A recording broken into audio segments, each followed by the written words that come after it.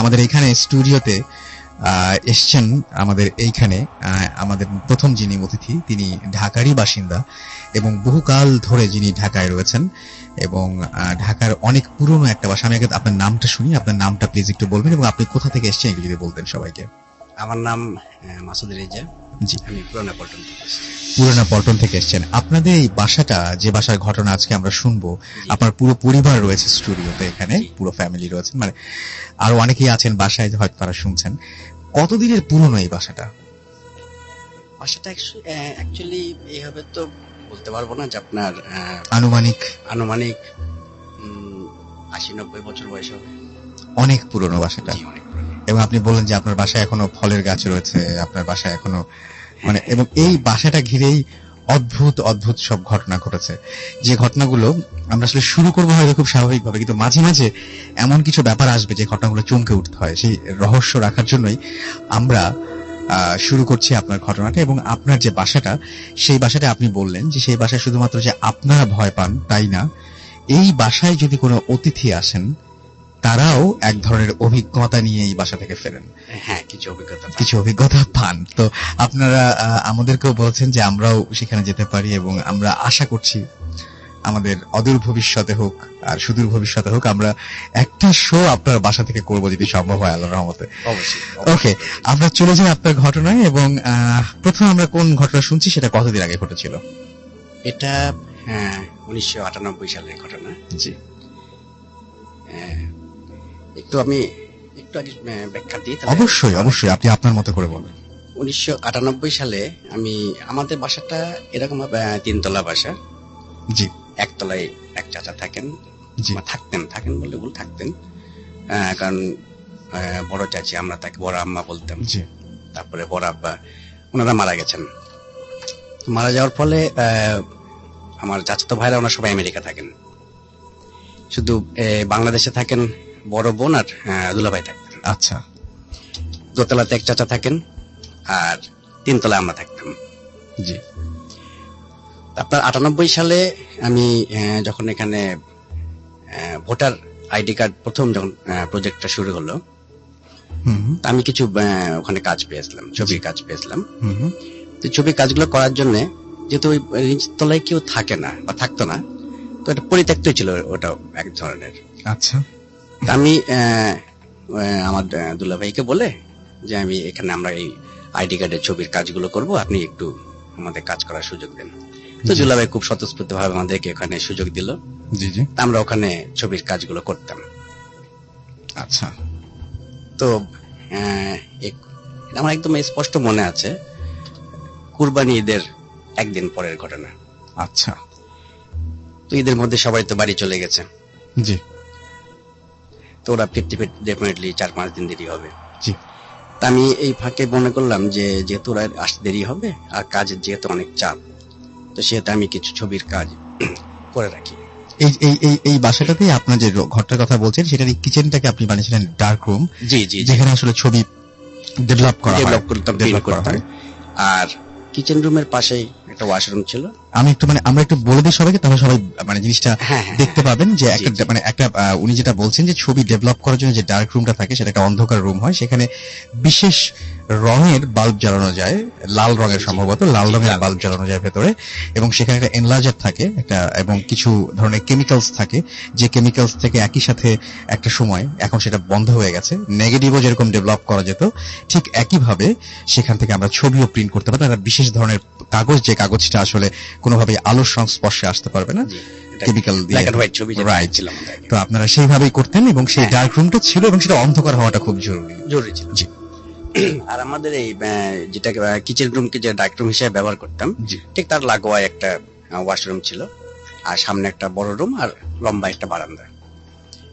তো আমাদের সবাই মিলে কাজ করতাম। তো যেহেতু সবাই ঈদের মধ্যে বাড়ি চলে গেছে আর কেউ নাই, তো রাতে বেলা আমি একাই ছবির প্রিন্টগুলো করছি। ছবি কিছু প্রিন্ট মনে করলাম যে এটা আগিয়ে রাখি, ওরা আসলে কাজগুলো আমার অ্যাডভান্স হয়ে যাবে। তো যথারীতি আমি রাতে খাওয়া দাওয়া করে আমার ডার্ক রুমে, যেটা kitchen room cum dark room আর কি, তা আমি ওখানে ছবি প্রিন্ট এক্সপোজ দিচ্ছি। তো এখানে আরেকটু ফ্ল্যাশব্যাকে চলে যাই। আমরা যখন প্রায় রাতে আমরা কাজ করতাম, সবাই যখন একসঙ্গে থাকতাম। জি জি। তো আমাদের দুলাভাই যিনি, উনিও নাই, উনি মারা গেছেন কিছুদিন আগে। তো উনি মাঝে মধ্যে আসতেন আমাদেরকে একটু সঙ্গ দেওয়ার জন্য।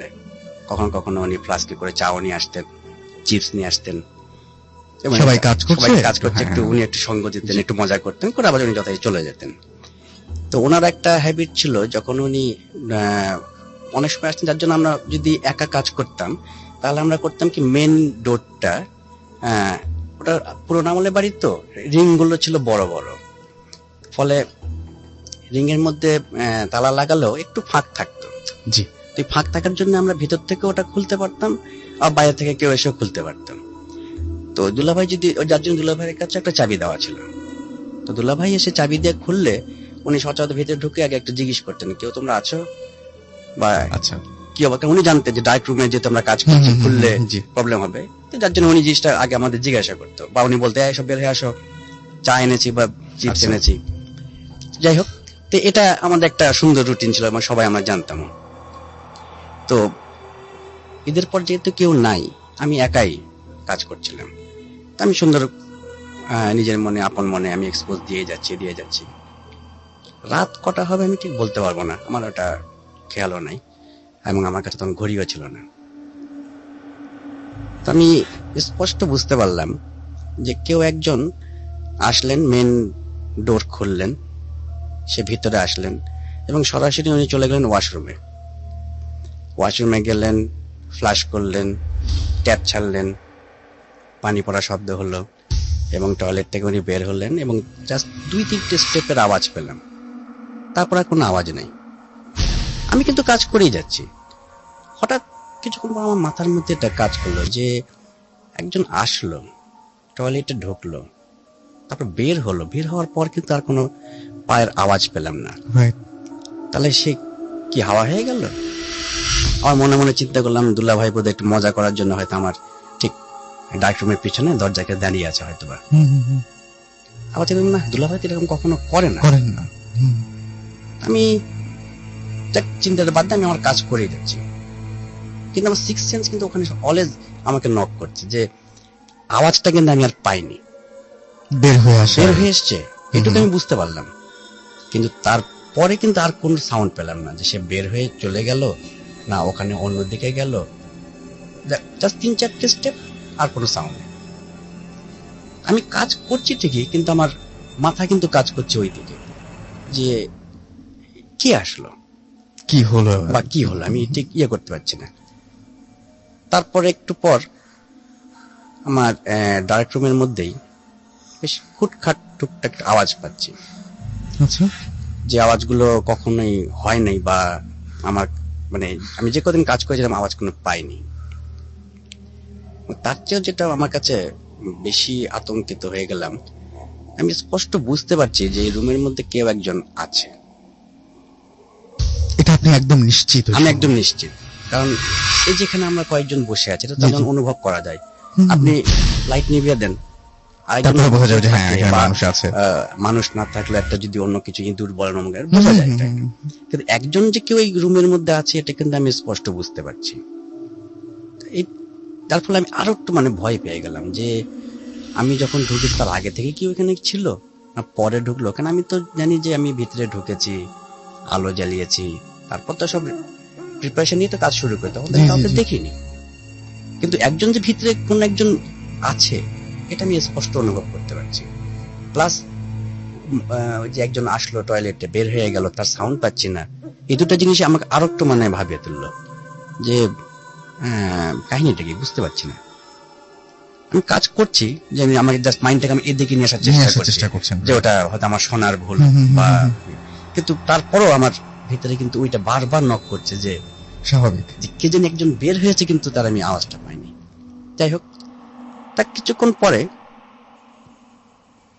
আরেকটা যে ঘর আছে পাশে, যেখানে আমাদের অনেক কিছু কাগজপত্র, হ্যান ত্যান ফাইলপত্র থাকে, ওই ঘরের মধ্যে একটা আওয়াজ হচ্ছে, চেয়ার টানার, টেবিল টানার, তারপর ধূপ ধাপ।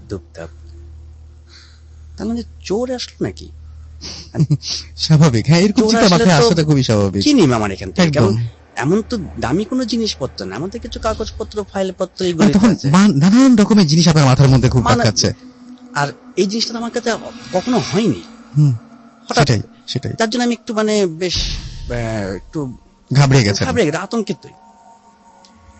আর আরেকটা ব্যাপার তখন আমি পাশাপাশি খেয়াল করলাম, এটা একটু বলে রাখি, যে আমাদের বাসার ভিতরে একটা আম গাছ আছে একটা, এবং সেটা কিন্তু আমি যেটাকে আমাদের ওই ডার্ক রুম কিচেন রুম যেটা আর কি, ওটার পাশে।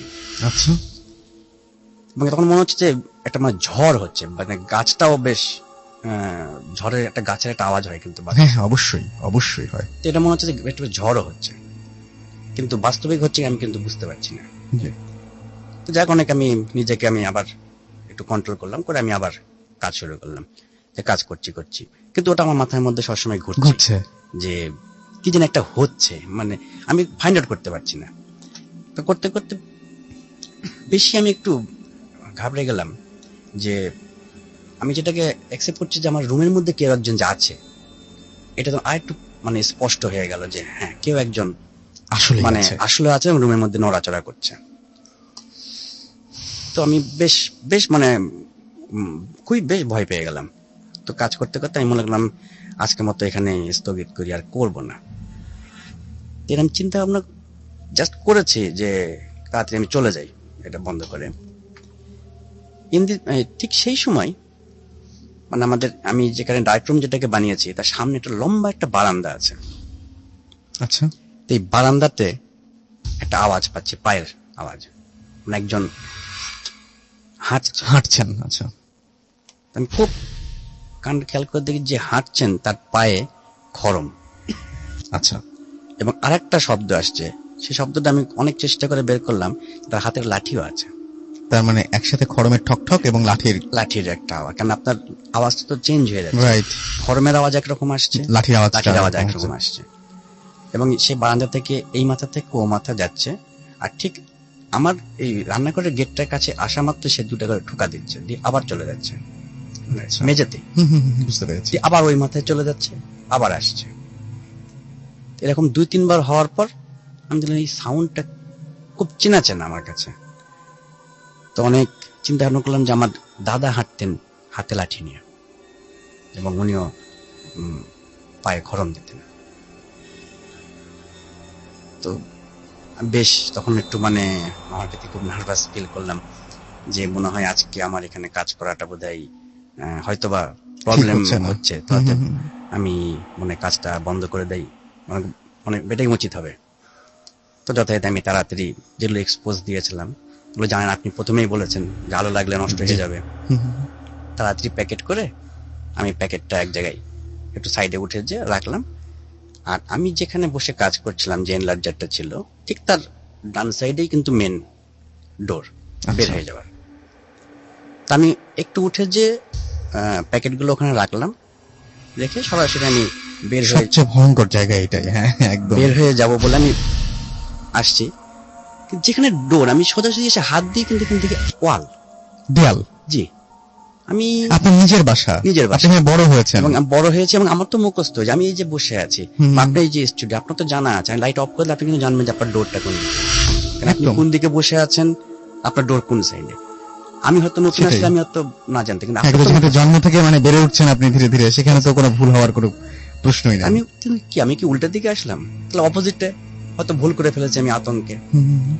অপোজিট ওইভাবে চিন্তা করে আমি আবার ঠিক আগিয়ে গেলাম, হাত দিলাম, একই ব্যাপার, ওখানে ওয়াল। তাহলে ডোর কোন দিক গেল? আর আমি যে লাইট জ্বালাবো এটাও পারছি না, এই জন্যে যে ঠিক ওই ডোরটার পাশে লাইটের সুইচটা, তার মানে আপনার লাইট জ্বালাতে হলেও আগে দরজাটা খুঁজে বের করতে হবে, কারণ দরজাটা না পেলে আমি তো লাইটের সুইচটা পাচ্ছি না, তো আমি তো দরজাটাই পাচ্ছি না, লাইটের সুইচটা পাবো কি হবে? আমি তো পুরোপুরি দিক হারিয়ে ফেলে দিয়েছি। আমি আস্তে আস্তে আমি হাত দিয়ে যাচ্ছি, যে দেখি এক সময় ডোরে তো আমার হাত পড়বেই, সেটাই আমি যার দিকেই হাত দিই শুধু দেওয়াল। তখন তো আমি রীতিমতো মানে ঘামতে শুরু করলাম, যে আমি তো বোধহয় আটকে গেছি। আমি কিন্তু চিৎকার করলে তো কেউ শুনতে পাবে না, সেটাই। আর তখন মোবাইলের যুগও না যে মোবাইল করে জানাবো। হ্যাঁ, মানে এত নার্ভাস হয়ে গেলাম এবং এত ভয় পেয়ে গেলাম যে আমি কি আদৌ এখান থেকে বের হতে পারবো বা সারাটা রাত, রাত কটা বাজে, ভোর হতে কতক্ষণ বাকি, বা কতক্ষণ আমাকে এইভাবে বন্দি থাকতে হবে। তা আমি কি করি আমি আর মানে ইয়ে হয়ে গেলাম। এটার চাইতে তখন যেটা মানুষের হয় সচরাচর, এরকম সিচুয়েশন হয় কি আরো খারাপ খারাপ চিন্তাগুলো মানুষের মধ্যে বেশি আসে। হ্যাঁ একদম। তো ভয়ের আরেকটা কারণ হচ্ছে যে তখন আমার মনে চিন্তা হচ্ছে ইনকেস যদি এখন যদি কেউ পট করে দরজাটা খুলে সামনে দাঁড়ায় আর তার চেহারা যদি বিভৎস হয়ে থাকে বা ভয়ঙ্কর চেহারা হয়ে থাকে, তাহলে কি হবে? এটা আরো ভয় পেয়ে গেলাম। আমি কি করি, ঠিক সেই সময় আবার সেই ঘরের মধ্যে আওয়াজটা শুরু হয়ে গেল এবং উপর থেকে মনে কি জানি একটা খুলে পড়লো, আমার পাশ দিয়ে পড়ে গেল। আমি চিন্তা করলাম যে উপর থেকে যদি সিলিং থেকে কিছু পড়ে, যদি ভারী কিছু হয়, আমার মাথায় যদি পড়ে, আমি তখন পড়ে থাকবো সেন্সলেসে। পরের দিন ছাড়া তো কেউ তো আমাকে মানে জানতে পারবে না। মানে রীতিমতো তখন সবগুলো ভয় এসে একত্রে, এদিকে জানের ভয়, ভূতের ভয়, যেটাই বলেন, মানে আমি মানে কিংকর্তব্য বিমূঢ়, আমি মানে কি বলবো, মানে দাঁড়িয়ে আছি চুপচাপ, কি করবো আমি বুঝে উঠতে পারছি না। তো চিন্তা করলাম, তাহলে হঠাৎ করে মাথায় ঢুকলো, আচ্ছা আমার ইনলার্জারের বডিটা খুলে আমি লাইটটা জ্বালাই, ইনলার্জারের ভিতরে লাইট আছে, সেটাই তাতে আমি দেখতে পাবো। হয়তো আমার কিছু পেপারস নষ্ট হয়ে যেতে পারে, কারণ আমার জানাও নাই কতগুলো পেপারস বের হয়ে করে রেখেছে বা কি ব্যাপার। আচ্ছা যেটা যাই যাক, আমি আগে জানটাকে বাঁচাই। যথাযথ আমি ইনলার্জারের কভার খুললাম, খুলে সুইচ দিলাম, বাল্ব জ্বলে না। বাল্ব জ্বলে না মানে কারেন্ট অফ হয়ে গেছে, কিন্তু আমি একটু ফাঁক বুঝতে পারছি যে না, বাইরে তো আশপাশে বিল্ডিং এ আমি একটু আভা দেখতে পাচ্ছি, তাহলে আমার বাল্ব জ্বলছে না কেন? মানে যেটাকে বলা হয় কি আপনার এই যে যেখানে বাঘের ভয় সেখানে রাত্রি হয়, ঠিক এমনি তো ভয় পাচ্ছি, তারপর আমার ইনলার্জারের বাল্ব জ্বলে না, তারপর আবার ডার্ক রুম, যেখানে ডার্ক রুম এমনি অন্ধকার। সেটাই মানে আমি সত্যি মানে সরাসরি বলতে পারেন যে মানে একদম হতভম্বর মতো আমি মানে দাঁড়িয়ে আছি, নিজেকে ট্র্যাপ মনে হচ্ছে। কি করব আমি বুঝে উঠতে পারছি না। আমার মনে করছে যে আমি দৌড়টা দিব কোন দিকে, আমি তো দরজাই খুঁজে পাচ্ছি না। হ্যাঁ, আমার মনে হয় চিৎকার করি, আমি চিৎকার করলে তো কেউ শুনতেও পাবে না। এই চিন্তা করতে হঠাৎ করে মাথায় মানে চিন্তা করতে আমার একটা খেয়াল হলো যে আমি তো ড্রয়ারের মধ্যে একটা লাইটার রেখেছিলাম। আচ্ছা, লাইটারটা আছে কিনা দেখি। তো যথারীতি ড্রয়ারের মধ্যে হাতটা দিয়ে আমি এদিক ওদিক খুঁজতে, হ্যাঁ লাইটারটা পেলাম, লাইটারটা আছে। লাইটারটা জ্বালালাম, আমি তো নিজেই হতভম্ব, আমি একদম সরাসরি দরজার সামনাসামনি দাঁড়িয়ে আছি, অথচ এতক্ষণ পাচ্ছি না, দরজা খুঁজে পাচ্ছি না। আমি তো মানে নিজেকে নিজে বুঝতে পারছি না যে আমি কি উল্টাপাল্টা কিছু দেখছি না আসলে আমি উল্টা দেখেছিলাম। তারপর দেখি যে না, আমি একদম দরজার সামনাসামনি দাঁড়িয়ে আছি। যাক, আমি আস্তে দরজাটা আমি মানে খুব সাহস নিয়ে খুললাম, যে আল্লাহ আল্লাহ করছি যে খুলে যেন আমি কোনো কিছু দেখতে না পাই, যে কোনো বিভৎস কোনো কিছু বা কেউ দাঁড়িয়ে আছে বা কি বলতে পারেন। চোখটা বন্ধ করে খুব আস্তে করে দরজাটা আমি খুললাম। খোলার পর আমি বের হয়ে এসে দরজাটা আমি বাইরে থেকে ভিড়িয়ে দিলাম। দরজাটা ভেরানোর সাথে সাথে আমার চোখে একটা বাম দিক থেকে একটা আলো মতো কি একটা চোখে বাঁধলো, যে কি এটা। আমি আস্তে করে বাম দিকে মাথাটা ঘোরালাম, তো বারান্দাটা বেশ বড় আমাদের। আচ্ছা, এই বারান্দার একদম শেষ মাথায় আমরা যাকে বড়াম্মা বলি, মানে বড় চাচিমা, উনি একটা চেয়ারে লাল শাড়ি পরে বসে আছেন। উনি কি তখন জীবিত ছিলেন? না, উনি তো মারা গেছেন অনেক আগে মারা গেছেন। আচ্ছা, উনি লাল শাড়ি পরে, আর বড়াম্মা খুব ফর্সা ছিলেন, খুব ফর্সা, ঠিক ওই রকম অনেক ফর্সা। উনি একটা বসে আছেন চেয়ারে লাল শাড়ি পরে, আর আমার দাদা ঠিক পাঞ্জাবি পরে হাতে লাঠি নিয়ে ওনার পাশে, ওনার মাথাটা একটু নিচু করা দাঁড়িয়ে আছেন। সব মিলে গেল তখন, এই যে খড়ম লাঠি। তখন আমি বুঝতে পারলাম যে আমি যেটা শুনেছি আমি ভুল শুনেননি। আপনার দাদা তখন জীবিত না? না, দাদা তো মারা গেছেন 81 এ। সেটাই। আমি হতভম্বের মতো হা করে দেখে তাকিয়ে আছি। তো তারপর দেখলাম যে আমার বড় চাচিমা আস্তে হাতটা তুলে আমাকে এভাবে ইশারা করলো, ডাকছে মানে তার কাছে যাওয়ার জন্য। আমিও কিন্তু বোকার মতো ওনার দিকে হা করে আমি চেয়ে আছি, আমি কোথায় আছি বা কি দেখছি আমার কোনো সেন্স নাই। হঠাৎ মানে আমি নিজেকে কন্ট্রোল করলাম যে এখন আমার একটাই রাস্তা আছে, এখান থেকে দৌড় দিয়ে বের হয়ে যাওয়ার। তো যথারীতি আমি দৌড় দিয়ে বের হয়ে আসছি, কিন্তু মেন গেটের তো তালা দেওয়া, বাইরে থেকে তালা দেওয়া, তো আমি তো দরজাটা খুলতে পারছি না। চাবি নিয়ে ভিতর দিয়ে হাত দিয়ে যতই আমি তালা খোলার চেষ্টা করি, তখন তো নার্ভাস আরো, হ্যাঁ উল্টা পাল্টা। সেটাই। একসময় কি হলো, হাত থেকে আমার চাবিটা গেল পড়ে। আল্লাহ, আরো ভয়ের ব্যাপার, মানে আরো ভয়ের ব্যাপার। এখন চাবিটা আমি তুলতে যাচ্ছি, আর পিছনে আমার সবসময় মনে হচ্ছে কি পিছনে বুঝতে আমার এই বড় আমার দাদা বোধে আসছে। হ্যাঁ, মানে দেখেছেন আপনি ওখানে, মানে একদম দেখে মানে এখন এসেছেন। একবার পিছনে তাকাই, আর একবার এই করতে করতে চাবিটা যে আমি হাতে নিব, নিয়ে তালাটা যে আমি খুলবো, এটাও আমি বারবার মিস করে ফেলছি। খালি মনে হচ্ছে এই বোধহয় পিছনে বোধহয় আসলো, এই বুঝি পিছনে আসলো। দেখ কোনো মতে আমি উঠে, মানে যে কোনো ভাবে হোক, হঠাৎ করে তালাটা খুলে গেল। আমি তালাটা খুলে ওইভাবে দরজাটা খুলে রেখে আমি দৌড় উপরে। জি। তো দৌড়ে আমি কিছু আর বলিনি, এরা তো ঘুমাচ্ছিল, আমি চুপচাপ শুয়ে পড়লাম। সকালে উঠলাম, ওঠার পর উঠেই আমার ফার্স্টে আমার মাথায় ঢুকলো যে কালকে রাতে কি কি ঘটেছে। তো সবচেয়ে মজার ব্যাপার হচ্ছে যে আমি এটাও আমার মনে আছে যে আমি বের হয়ে আসার পর আমি কিন্তু দরজা লক করি, তালা দিইনি। আমি তালা এবং চাবি দুটো নিয়েই কিন্তু আমি উপরে উঠে এসেছি। তা আমি মনে করলাম তাহলে এবার যে নিচে একটু দেখে আসি কি অবস্থা, বা রাতের বেলা কেন এলার্জার লাইট জ্বললো না, বা আমার কাপ পেপার গুলো কি হলো, এটা দেখার জন্য আমি ফ্রিজের উপরে রেখেছিলাম তালার চাবিটা। আমি যে দেখি চাবি আছে কিন্তু তালাটা নাই। চিন্তা করলাম আমি তালা দিয়ে আসলাম না তালা সহকারে নিয়ে এসেছি। আমার এটা মনে স্পষ্ট মনে হয় তালা আমি টিপিনি, তালা চাবি সহকারে আমি উপরে চলে এসেছি। আমি যাক হাতের চাবিটা নিয়ে আমি নিচে নেমে গেলাম, যে দিকে আবার কেটে কিন্তু তালাটা দেওয়া আছে। তা মনে করলাম হয়তো আমি হয়তো লাগিয়েছি, আমার অত খেয়াল নেই। এনে আমি তালা খুললাম, খুলে ভিতরে গেলাম। যাওয়ার পর আমি চিন্তা করলাম যে এই বারান্দার শেষ মাথাতেই বড় আম্মা বসছিলেন। তা আমি আস্তে উকি দিয়ে একটু তাকালাম, দেখি এখনো বসে আছেন কিনা। ভয় ভয় নিয়ে তাকালাম যে এখনো বসে আছেন কিনা দেখি। তো দেখি না, উনি নাই। কিন্তু অবাক কাণ্ড যেটা পরে আমার মনে পড়েছে, এবং ওখানে যেটা বাস্তবে যেটা দেখলাম, বড় আম্মা যেখানে বসেছিলেন তার সামনে আমাদের একটা ডাইনিং টেবিল রাখা ছিল। আমার ভাইয়ের ডাইনিং টেবিল ছিল, ওখানে আপাতত রেখেছিলেন, এবং 6টা চেয়ারও দেওয়া ছিল। ওই ছিল আমার কর্মীরা ওই টেবিলে বসতে, ওই চেয়ারগুলো বসতে কাজ করতেন। আর সামনে আরেকটা ছোট টেবিল ছিল, ওখানে ওরা বসে থাকতো। কিন্তু আমি যখন রাতে যখন দেখেছিলাম তখন ওই টেবিলও দেখিনি, ছোট টেবিলটাও দেখিনি, কারণ সম্পূর্ণ ছিল ফাঁকা। ওনারা বসেছিলেন একদম শেষ মাথায়। কিন্তু এখন যে দেখি কি টেবিলের জায়গাতেই আছে, ওই ছোট টেবিলটাও ওখানে আছে। তারপরে আমি আমার ডাইরেক্ট রুমে ঢুকলাম, দেখে হ্যাঁ রাতে আমি যা যা করেছি যে ওইভাবেই আছে, ওইভাবে আমি মানে হাফ ডান অবস্থায় ছিল। তারপরে আমি টয়লেটও আবার একটু আমি খুললাম, খুলে দেখলাম টয়লেটেও পানির আমি এগুলো দেখেছি, যেখানে পানি পড়েছে। তো যাক, আমি আর কাউকে কিছু বললাম না, আমি বের হয়ে আসলাম।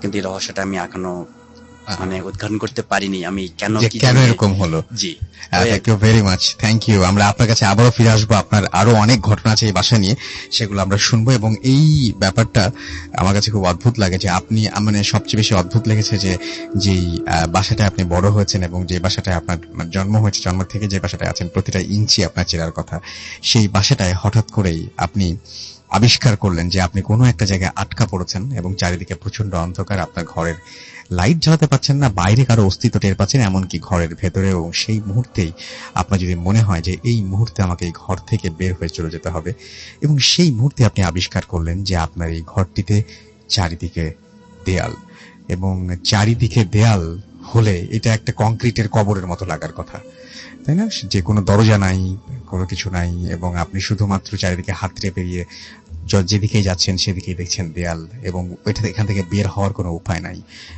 দরজা পাচ্ছেন না, সুইচ পাচ্ছেন না, লাইট চালানোর যে চেষ্টা করছেন সেটাও পাচ্ছেন না। খুব অদ্ভুত রকমের একটা অনুভূতি হওয়ার কথা। কিন্তু সেই চিরপরিচিত বাড়ি এবং সেই চিরপরিচিত মানুষ, যারা খুব কাছের মানুষ থাকেন, তারা যখন আমাদের ছেড়ে চলে যান, আমরা কেন যেন তাদেরকে সাধারণত, মানে বেশিরভাগ ক্ষেত্রে যেটা হয়, আর দেখতে চাই না। সুতরাং তারা যখন অন্য কোথাও চলে যান, না ফেরার দেশে চলে যান, সেখান থেকে যদি কোনো সময় এসে আমাদের সামনে পড়ে যান, আমরা ভয় পাই, আমরা তাদেরকে ঠিক সেভাবে অ্যাকসেপ্ট করতে পারি না। তখন আরিফুল আমাদের দুর্গাপুর রাজশাহী থেকে লিখেছেন, তিনি নিয়মিত শোনেন আমাদেরকে, এবং আমাদেরকে এখনো শুনছেন। রিমন ময়মনসিং থেকে আমাদেরকে SMS করেছেন, এবং এছাড়াও SMS করেছেন দেখতে পাচ্ছি MC মুস্তাফিজুর রহমান, এছাড়াও আমাদেরকে ইশিকা SMS করেছেন, লিখেছেন যে দিস স্টোরি ওয়াজ অসাম, এবং তার কাছে ভয় লেগেছে। গোলাম রাব্বি ফ্রম মিডফোর্ড SMS করেছেন আমাদেরকে পূর্বা ফার্ম গেট থেকে, এবং আমাদেরকে দেখতে পাচ্ছি যে এসএমএস করেছেন জ্যাকলিন নাটোর থেকে, এছাড়াও আমাদেরকে সাকিব এসএমএস করেছেন রাজশাহী থেকে। এবং ফার্স্ট যে ঘটনাটা, সেগুলোর ম্যাক্সিমাম ক্ষেত্রেই ফার্স্ট ঘটনার অনেক প্রশংসা পেয়েছে আমরা। যারা ফার্স্ট ঘটনাটার প্রশংসা করেছেন তাদের একটু বলি। ব্রক আমাদেরকে এসএমএস করেছেন, সেটা দেখতে পাচ্ছি যে আমাদেরকে এসএমএস করেছেন খায়রুল সিলেট থেকে। তারা 3 ফ্রেন্ড মিলে শুনছেন, একটা শপিং কমপ্লেক্স থেকে তারা শুনছেন এই মুহূর্তে। এছাড়া আমাদেরকে হিল্লোল এসএমএস করেছেন, খুব এনজয় করছেন তিনি, আমাদেরকে এসএমএস করেছেন দেখতে পাচ্ছি। এছাড়াও খুলনা থেকে আনোয়ার এবং তার ওয়াইফ আফরিন লিখেছেন, অসাম হচ্ছে ভাই, থ্যাংক ইউ ভেরি মাচ। প্রতি সপ্তাহে আপনারা থাকেন এবং প্রতি সপ্তাহে আপনারা আমাদের এসএমএস করেন। SH আবরার আমাদেরকে হাজারিবাগ থেকে এসএমএস করেছেন এবং তিনি বলছেন ফার্স্ট স্টোরিটা সেই। আমাদেরকে কাশফি আগারগাঁও থেকে এসএমএস করেছেন এবং তিনি আই জাস্ট লাভ ভূত এফএম। এছাড়া আমাদেরকে আরো অনেকেই এসএমএস করছেন এই মুহূর্তে। যারা এসএমএস করতে চান তারা মোবাইলের মেসেজ অপশনে গিয়ে টাইপ করুন ফুর্তি, FOORTI ফুর্তি, স্পেস দিয়ে লিখুন আপনার নাম, স্পেস দিয়ে আপনার মেসেজ পাঠিয়ে দিন 9840 নাম্বারে। যারা আমাদের ইমেল করতে চান, আমাদের ইমেল অ্যাড্রেস হচ্ছে bhutfm@radiofurti.fm, which is bhwtfm@radioforti.fm। আপনার নাম, ঠিকানা এবং ফোন নাম্বার সহ আপনার জীবনে ঘটে যাওয়া বা আপনার জানা সেরা ঘটনা লিখে পাঠিয়ে দিন আমাদের কাছে। ঘটনার শুরুতে অবশ্যই উল্লেখ করুন যে ঘটনাটা আপনি স্টুডিওতে এসে শেয়ার করতে চান, নাকি আপনি চান যে আপনার ঘটনাটা আমরা পড়ে শোনাবো। আর যারা দেশের বাইরে রয়েছেন তারা তো সরাসরি আমাদেরকে ঘটনা পাঠাতে পারেন অডিও ক্লিপের মাধ্যমেই। আর আমাদের ফেসবুক অ্যাড্রেস যে www.facebook.com/radio.furti এবং www.facebook.com/bhutfm.russell।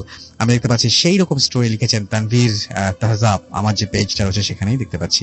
এছাড়াও আমাদেরকে বামুনডাঙ্গা থেকে প্রথম লাইভ শুনছেন মাসুদ রানা লিখেছেন। নিশ্চুপ রাজকন্যা আমাদের এসএমএস করেছেন, এখানে কমেন্ট করেছেন। এছাড়াও আমাদেরকে কমেন্ট করেছেন ফার্স্ট স্টোরিটা ভালো লেগেছে জিহাদ আকাশ তার কাছে। এছাড়াও রিজন আনিম তার কাছেও ভালো লেগেছে। ড্রাইভার সেকেন্ড স্টোরি শুনতে চান আমাদের কাছে আশিকুর রহমান তুষার, আমরা কিছুক্ষণের মধ্যে তার সাথে কন্ট্যাক্ট করার চেষ্টা করব। এছাড়া আমাদেরকে রাইভি রিজন এখানে কমেন্ট করেছেন, আরো অনেকেই কমেন্ট করেছেন দেখতে পাচ্ছি, ভেরি নাইস লিখেছেন। এছাড়াও লিখেছেন জোস হচ্ছে ভাইয়া, সবুজ জিবু। এছাড়া আরো অনেকেই ফেসবুকে আছেন এখানে এবং তারা সবাই ফেসবুকে কমেন্ট করছেন, আপনিও সেখানে গিয়ে পার্টিসিপেট করতে পারেন। আমাদের একটা বিরতি নেবার সময় হয়ে গেছে, সুতরাং বিরতি নিতে হচ্ছে এবং বিরতির পরে আবারও ফিরে আসবো। সেই পর্যন্ত আশা করছি আমাদের সঙ্গে থাকবেন। স্টে টিউনড রেডিও ফুর্তি এন্ড ডোন্ট স্টপ দ্য ফুর্তি। Bhoot FM, the night comes alive with Graminphone.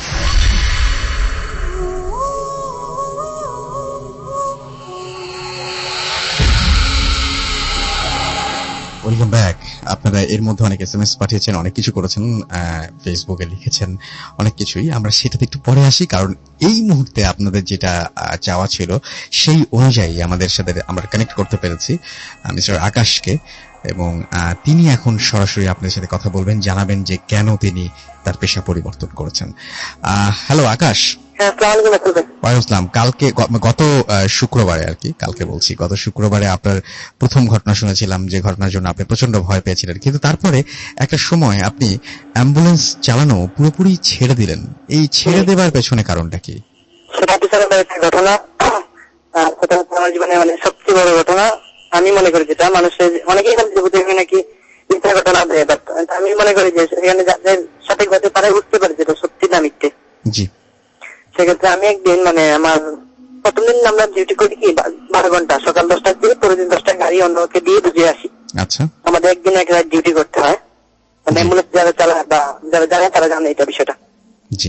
আমি আগের দিন গাড়ি চালাইছি, সারাদিন চালাইছি, আগের দিন চালাইছি। সেদিন আমার মানে কোনো টিপ হয় নাই, মানে কোনো জায়গায় আমি গাড়ি চালাইতে পারিনি। আমার টিপ হয় নাই কারণে আমি পরের দিন সকালবেলা আবার ফিরে আসি বাসায়। সন্ধ্যাবেলা মানে আসরের পরে আমার মনে হয় যে আমার কাছে টাকা নেই, আমি আবার যাই গিয়ে দেখি অফিস থেকে যদি কোনো একটা গাড়ি দেয় তাহলে আমি আজকে গাড়িটা চালাবো। জি। আমি যত যাই অফিসে যে বলি আমাকে একটা গাড়ি আমি চালাবো, ঠিক আছে আজকে তো একজন ড্রাইভার আসে নাই, তুমি চালাও গাড়ি একটা। জি। আমি আবার ওই গাড়ি নিয়ে আমাদের স্ট্যান্ডে যাই, ইমার্জেন্সি মানে মেডিকেলে, মেডিকেল। সেখানে ইমার্জেন্সিতে যাওয়ার পরে আমি এখানে বসি, বসার পর দেখি না কোনো কেউ কথাবার্তা বলছে না। আমি চিন্তা করি যে ঠিক আছে তাহলে আমি এখানে চলে যাই, রাত্রেবেলা আবার মানে উপরে যাবো, কারণ আমরা কি করি দিনের বেলা নিচে বসে থাকি আর উপরে রাত হলে আমরা উপরে যাই, গিয়ে প্রতিটা ওয়ার্ডে বসে বসে থাকি। যখন কেউ মারা যায় বা মানে কেউ যেতে চায় তখন তারা নিচে আসবে যাবে, কান্নাকাটি করে, অনেকে অ্যাম্বুলেন্স খুঁজে পায় না, সেক্ষেত্রে আমরা উপরে যাই বসে থাকি। আচ্ছা, সঙ্গে সঙ্গে মানে ওনাদের হেল্প হয় যেন এই জন্য। হ্যাঁ, সেই কারণে উপরে গিয়ে বসে থাকি। সেদিন আমি যে চাই যে আমি এখন ঘুমিয়ে যাই, যেহেতু আমি নাইট করছি আগের দিন, ঘুমাইনি। সেক্ষেত্রে আজকে যে এখন যে ঘুমাই যে গাড়িতেই, তারপরে আমি সন্ধ্যা 8টা-9টার দিকে আবার খেয়ে দিয়ে উপরে উঠে যাবো। জি। তখন আমি আবার গাড়ির কাছে যাই, গিয়ে গাড়িতে শুয়ে থাকি। তখন আমার ঘুম প্রায় মানে চলে আসে। সন্ধ্যা আজান দিয়ে দেয়। মানে সন্ধ্যা আজান দেওয়ার সময় আমাকে একজনে বলে যে আমরা তো ইমার্জেন্সির সামনে সব গাড়ি নিয়ে যাচ্ছি, 4-5টা গাড়ি আছে, খেয়াল রেখো। তুমি থাকছো? আমি বলছি হ্যাঁ আমি আছি, আমি 10টার দিকে উপরে উঠবো। উপরে যাবে না? আমি 10টার দিকে উপরে যাবো।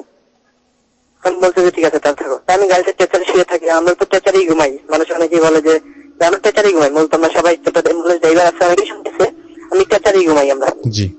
আমি এখানে শুয়ে থাকি। সন্ধ্যার কিছুক্ষণ পর একজন লোক এসে আমাকে মানে দরজা টান দিয়ে খুলে ফেলছে এসেই। আমি ওনাকে বললাম যে কি, উনি বলতে মানে পুরো সিলেটি ভাষা বলতেছে যে পিতা বা যাই ভাইনি, মানে আমরা সিলেটি কথা বলি যাই ভাইনি।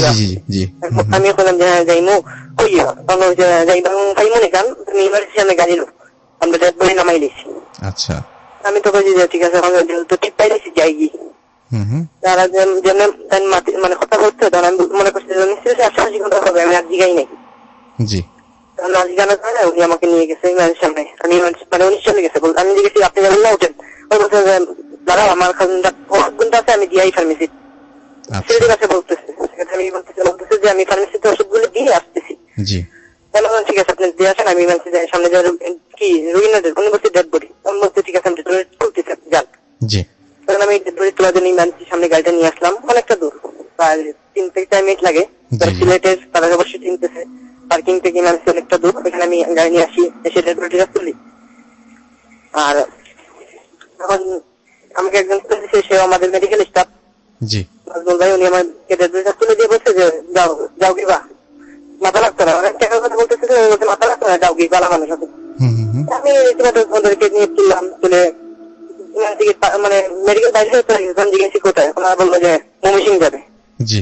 আমি বললাম যে উনি তো সিটি, মানে আমি বললাম যে সিটি বলছে হয়তো সিটি অনেকদিন থাকে, সেক্ষেত্রে আমাকে বলতে ঠিক আছে আমি যাই। তাহলে আমি যাই নিয়ে ময়মনসিংহ উদ্দেশ্যে রওনা দিলাম। আমি যেহেতু সন্ধ্যার সময় আসছি, আমার সহকারী হেল্পার বা আমার সাথে কেউ নেই, আমি একা। জি। আর ওনারা মানুষ বেশি, সে কারণে আমি হেল্পারের ফোন রিসিভ করে নাই, সে কারণে আমি একাই চাইলাম যে চলে যাই। তাহলে আমি একা একা রওনা দিলাম। যখন আমি ওদের বাড়িতে পৌঁছে যাই, পৌঁছাবার পরে আমি ডেড বডিটা নামাই, তখন রাত 3টা বা একটু কম বেশ হবে। আমাকে বললো যে তুমি থেকে যাও, রাতে যাওয়া ঠিক হবে না। বললাম না, চিন্তা করলাম যে আমরা তো আবার খালি গাড়ি যখন নিয়ে আসি তখন সেট করি, মানে প্যাসেঞ্জার নিয়ে আসি। জি। অ্যাম্বুলেন্স দিয়েও মানে আমরা টাকা ইনকাম করে আমরা একটু আগেই চলে আসি। জি জি। সকালবেলা হলে ময়মনসিংহ থেকে অনেক কিছু নিয়ে আসতে পারবো, মানে প্যাসেঞ্জার নিয়ে আসতে পারবো, সেক্ষেত্রে আমি ওদের বাড়ি থেকে চলে আসি। যখন আমি ওদের বাড়ি থেকে 1/2 কিলোমিটার দূরে আসছি, সাথে রাস্তা ফের করে আমি মানে পাকা রাস্তায় উঠবো আর কি। জি জি। বড় রাস্তায় উঠবো, তখনই মানে খালি আমার দুটো চাকা উপরে উঠতেই কেউ জানি আমার পিছন থেকে একটা চটকনা বা থাবা, মানে যে একটা থাপ্পড় দিল আমার গাড়িতে। আমি এটা বুঝতে পারলাম। আমি ব্রেক পেডালে পা নিতেই, আমার অটো গাড়ি ব্রেক পেডালে পা নিতেই মানে আমার চাকা লিক হয়ে গেল, মানে মারতে যেভাবে একেবারে চাকা লিক হয়ে গেছে। আর আমার গুলি টিউবলেস চাকা বা একসাথে এরকম লিক হলে অনেকক্ষণ চালানো যায়, কিন্তু একসাথে যেরকম যাবে আমি ভাবতেও পারিনি। আমার কাছে কিরকম লাগলো, তখন আমি নামলাম, নেমে দেখলাম যে কিছুই না। লাইট মারলাম আশেপাশে, আমার কাছে টর্চ লাইট ছিল, আমি লাইট মারলাম যে আশেপাশে আছে কিনা, দেখি না আমার আশেপাশে কেউ নেই। কিন্তু আমার গাড়িতে কে মারলো, চটকানা কে দিল, বা আমার চাকাগুলি কেন লিক হলো, খুঁজে মানে কোনো দেখতে পাচ্ছি না, উত্তর নেই আমার কাছে। আমি ওখানে ওয়েট করলাম অনেকক্ষণ। আমি হাঁটতে হাঁটতে আস্তে আস্তে ওদের বাড়িতে যাই, যে বাড়িতে ডেড বডি নিয়ে রেখে এসেছিলাম, ওই বাড়িতে যাই। গিয়ে দেখি ওদের 3টা ঘর, একটা ঘর হচ্ছে পশ্চিম দিকে, একটা ঘর হচ্ছে পূব দিকে, একটা ঘর মাঝখানে। আচ্ছা। আর যে মাঝখানে যে ঘরটা, সেটা উপরে শুধু ছানি আছে, চারিদিক দিয়ে ফাঁকা খোলাসা।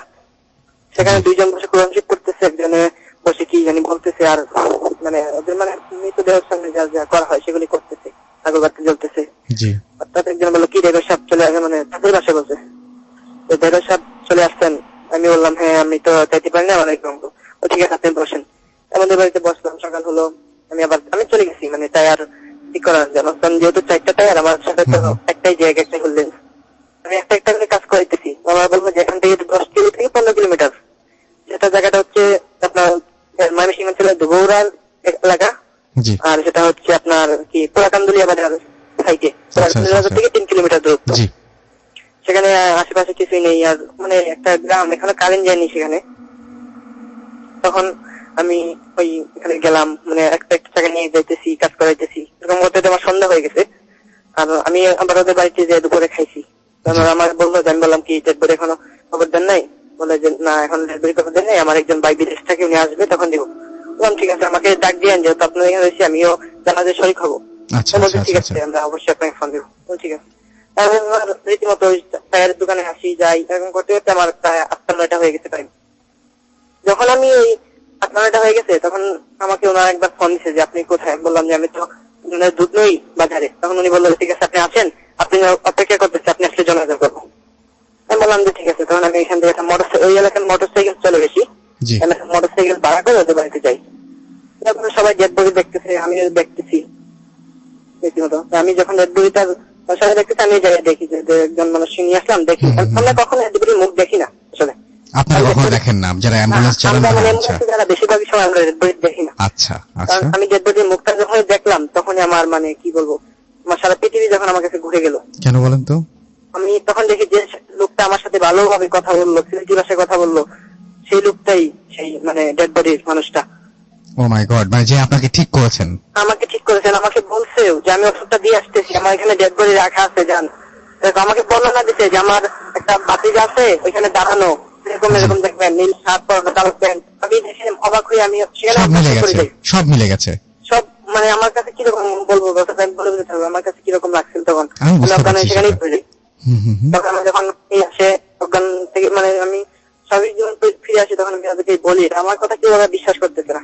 না না, তখন আমি আবার আমাকে তুলে দিছিল, ওনাকে আমি ফোন দিই যে ভাই কি হয়েছে। তখন উনি বললো যে উনি মরছে আধা ঘন্টা মারা যাওয়ার পরে আমি আধা ঘন্টা এখানে মানে কাগজপত্র দিলাম, তারপর তুলে নিয়ে আমি নিজে তুলে দিয়ে আসছি। কথা বলবে মানে ওই যে স্টাফটা আমাকে তুলে দিছিল, তখন তো আমি একবার পুরো মানে আতঙ্কের মধ্যে পড়ে গেছি। আমার কথাকে বিশ্বাস করেন, আমি ছবি দেখালাম যে উনি দেখেন এরকম এরকম। তখন আর আমি কি বলবো, কিছু বলার মতো নাই আসলে।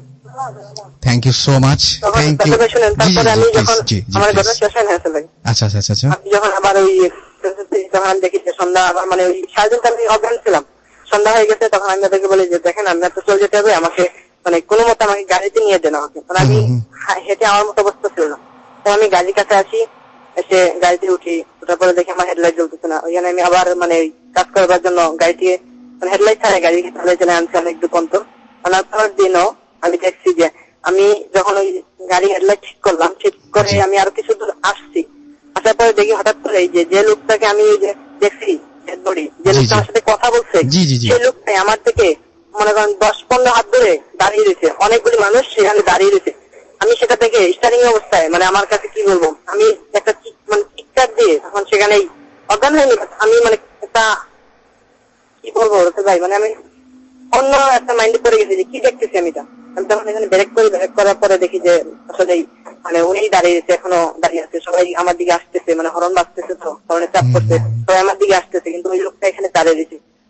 আর হঠাৎ করে দেখি নাই। তখন আমি সেটা এই করার জন্য আমাকে ওরা বলছে ঠিক আছে তুমি যেখানে গেছিলা, ওরা আমার কথা বিশ্বাস করছে যে ঠিক আছে দেখো এরকম হতে পারে।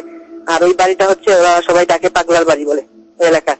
আচ্ছা, ওই এলাকার ওই বাড়িটা ভয়ঙ্কর, সবাই জানে। মানে ওই বাড়ি থেকে কিছু মনে করেন রাত্রিবেলা বাজা মাছ বা এরকম করে, তাহলে নাকি অনেক প্রবলেম হতো। ওকে ওকে, এই ছিল আপনার ঘটনা, তাই তো? হ্যাঁ ভাই, ছিল আমার ঘটনা। Thank you so much. আপনারা শুনলেন যে আকাশ কেন আর অ্যাম্বুলেন্স চালান না, তারা কখনো লাশের মুখ দেখেন না। এবং এই ঘটনাটা আমাদেরকে এরকম টাইপের একটা ঘটনা বেশ আগে আমরা কিন্তু পেয়েছিলাম যে যেই ব্যক্তি কোন একজন বলেছিলেন যে ব্যক্তি কিনা অ্যাম্বুলেন্সটা ঠিক করে, সেই ব্যক্তি পরে দেখা যায় যে বাসায় দেখা যায় যে তিনি ডেড বডি মানে কফিনে তিনি শুয়ে আছেন।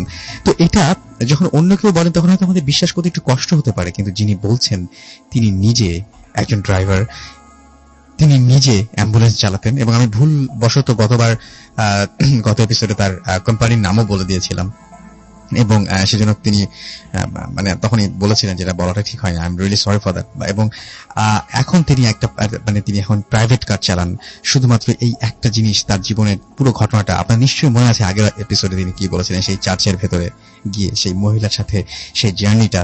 এবং তারপরেও তিনি কিন্তু সাহসিকতা দেখিয়েছেন, তারপরেও তিনি আবারও অ্যাম্বুলেন্সের চালানোর সেই পেশা তিনি আবারও গ্রহণ করেন, আবারও তিনি চালানোর চেষ্টা করেন।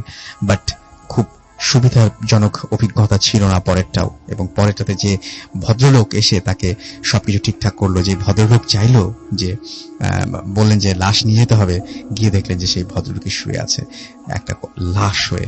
এটা এটা এটা এটা এটা এটা কি একটা অদ্ভুত ব্যাপার না? এটা খুব একটা অদ্ভুত ব্যাপার যে আপনার কাছে কোনো একটা কারণে কেউ একজন হয়তো এসে সাহায্য চাইলো, বা আপনার সাথে কোনো একজন হয়তো আপনাকে দাওয়াত দিল, গিয়ে দেখলেন যে সেই ব্যক্তিটা তার অনেক আগে থেকে মৃত অবস্থায় আছে।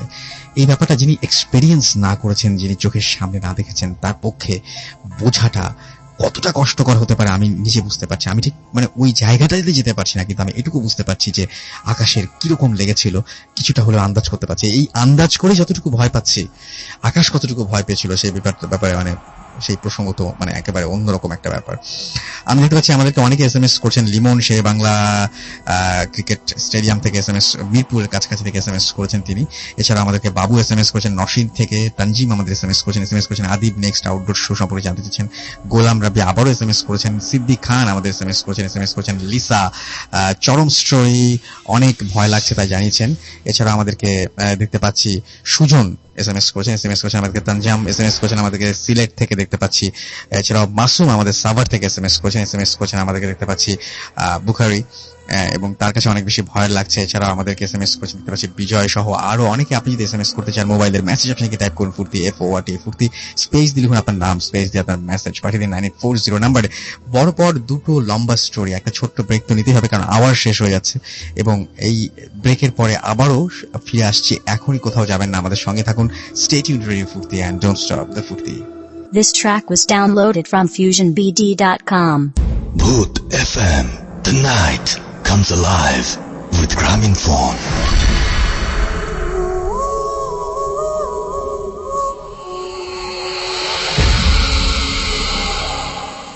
Welcome back. ঘড়িতে সময় এক্স্যাক্টলি রাত 12:58 শুনছেন সব সময় রেডিও ফুর্তি। আমি রাসেল আছি, সাথে আমার সাথে রয়েছে মাসুম এবং আজকের অতিথিরা, এবং একটার পর একটা দারুণ ঘটনা শুনছি আমরা।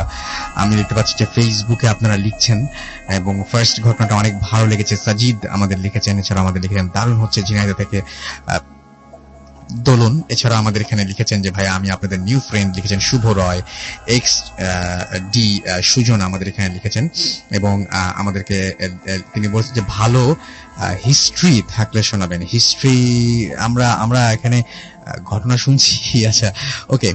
আমাদেরকে এছাড়াও দেখতে পাচ্ছি হৃদয় শিকদার বাড্ডা থেকে লিখেছেন, যেটা তার ফার্স্ট কমেন্ট। এছাড়াও আমাদেরকে দেখতে পাচ্ছি আহমদ আবির লিখেছেন যে স্টোরিগুলো তার কাছে ভালো লাগছে, মজা লাগছে, এবং অতটা ভয় যদিও তার কাছে লাগছে না।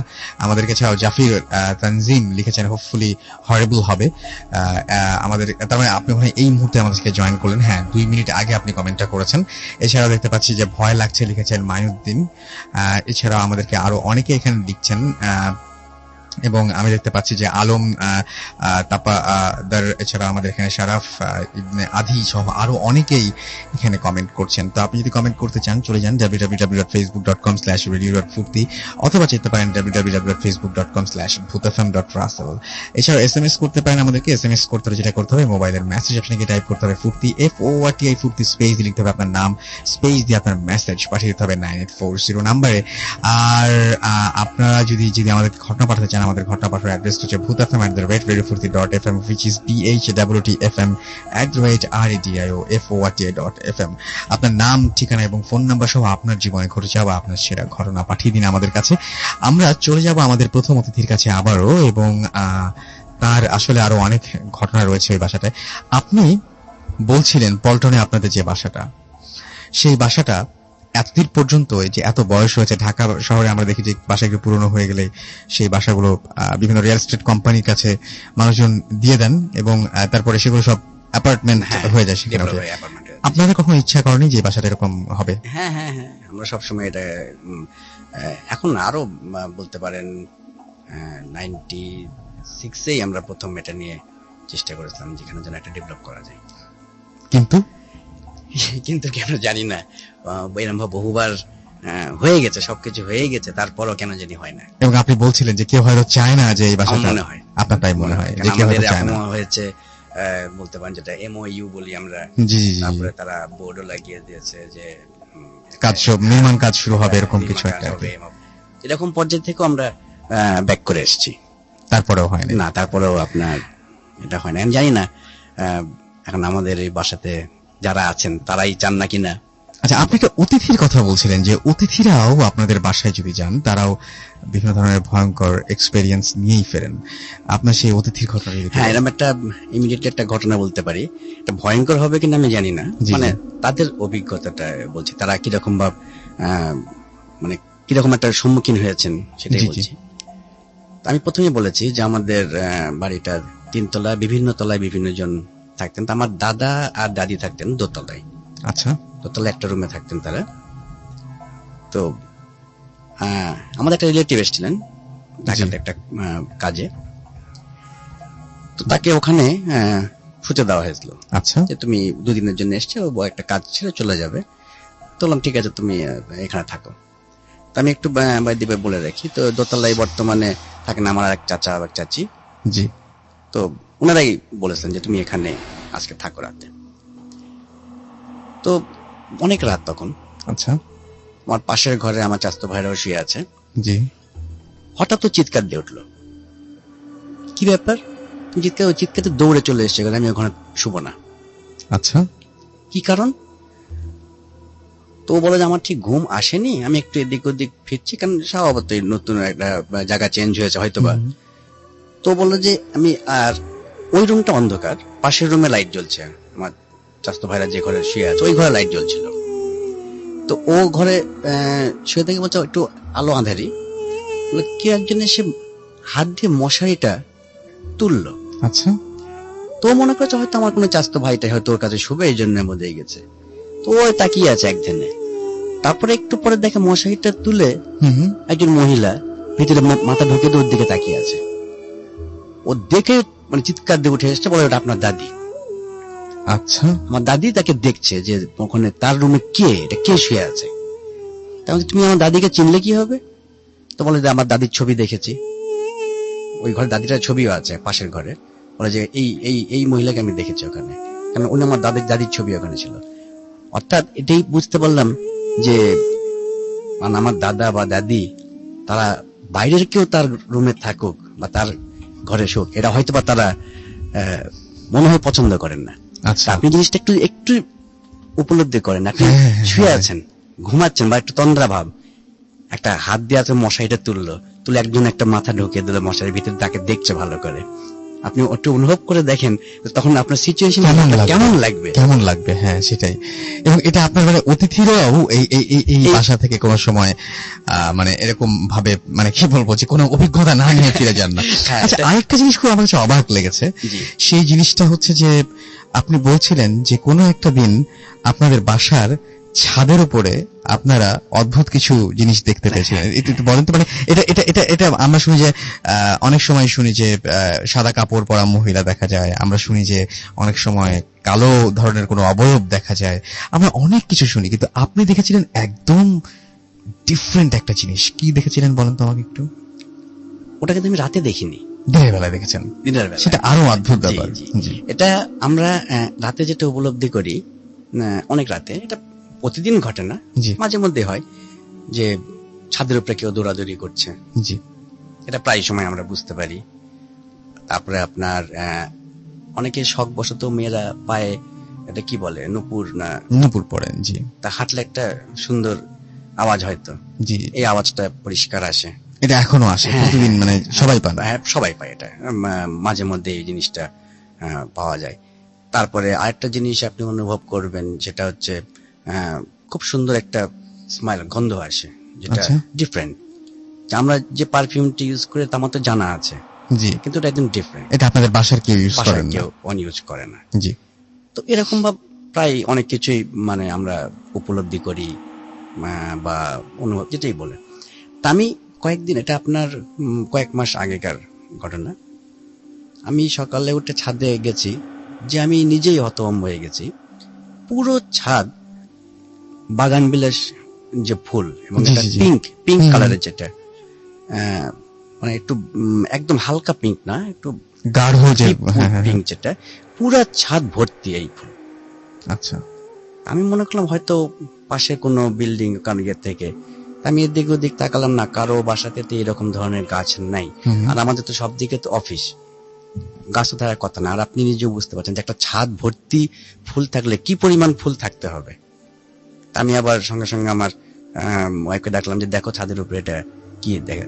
ও দেখলো পুরো ছাদ আপনার বাগান বিলাস ফুল দিয়ে ভর্তি ছিল। মানে এটা আপনাদের বাসায় তো নাই, আশেপাশেও কোথাও নাই, এবং এটা আপনারা একদিনই দেখেছেন? একদিন। আগের রাতে ঝড়টা হয়েছিল এরকম কিছু না? এটা একদিন বললে ভুল, তার আবার 10-12 দিন পরে একবার দেখেছিলাম, তবে ওই পরিমাণ ছিল না। তখন ছাদই ছিল কিন্তু একটু হালকা, অতটা ছিল না। ওটা যখন পুরো ছাদ ভর্তি ছিল, একদম মনে হয় যে একদম পুরোটা বোধ হয় আপনার কোন অনুষ্ঠানের মধ্যে যেমন সুন্দর করে সাজানো হয় ঠিক ওইভাবে মানে একদম সাজানো ছিল। আর তারপরে যেটা দেখেছিলাম সেটা ছিল কিন্তু তার পরিমাণটা কম ছিল। আপনার স্ত্রী আপনার সঙ্গে আছেন এবং উনিও ওই বাসায় কিছু কিছু জিনিস দেখেছেন। আর একটু যদি উনি যদি একটু বলতেন যে কি আপনি এই বাসায় থেকে আপনি কি দেখতেন আসলে ম্যাক্সিমাম সময়? আমি আসলে দেখতাম, আপনার নামটা সবাইকে একটু জানাবেন। আমার নাম নাহিদ রেজা। জি। আমি মিসেস মাসুদ। তা আমি যেটা দেখেছি সেটা হচ্ছে যে পুরনো বাড়ি তো, তা রান্নাঘর থেকে আমার খাওয়ার টেবিলটা বেশি দূরত্ব না, একটা বারান্দা আছে, ওটাকে আমরা লাল বারান্দা বলি, মানে আগে থেকে সবাই বলে আসছে, আমিও বলি।